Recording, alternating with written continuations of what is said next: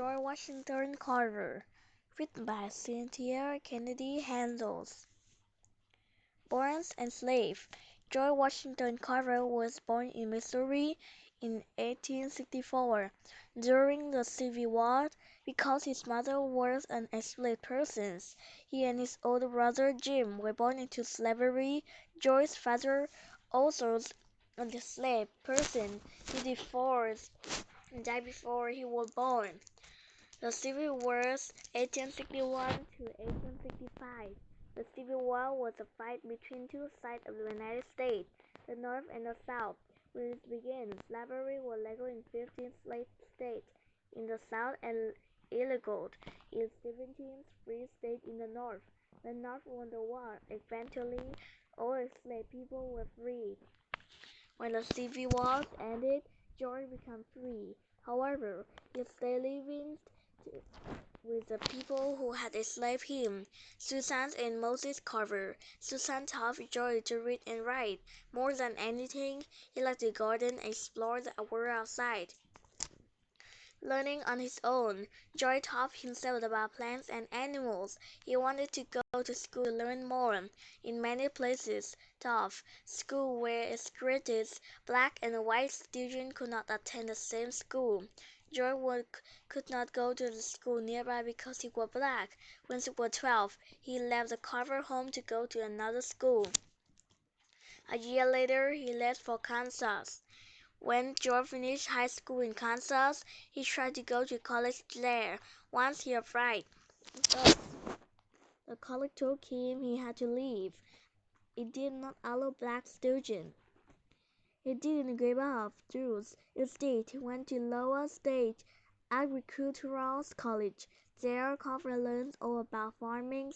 He was the first black student to finish and the first to become a professor at the college. In 1896, Carver moved to Alabama. He began teaching at the Tuskegee Institute, where he stayed for 47 years, making a difference.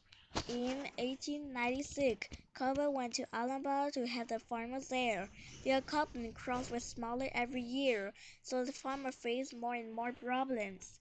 Carver knew that growing the same crop again and again had worn out the soil. He taught the farmers to add leaves and plants to the soil to help it.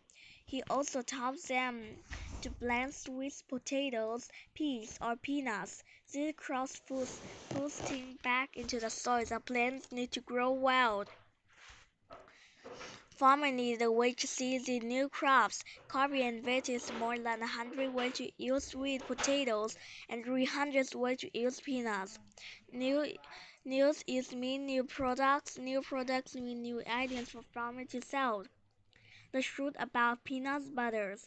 Carver invented up to 300 uses for the peanut, peppermint, grease, medicine, peanut coffee, peanut mayonnaise, peanut flour, peanut coffee, mayonnaise, peanut flour, peanut milk, shoe polish, bleach, sandpaper, and more.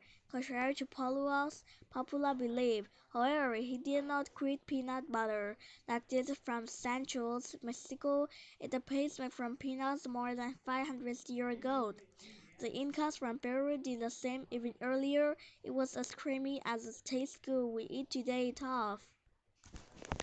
Ideas are free. In 1921, Carver was asked to speak for 10 minutes before the U.S.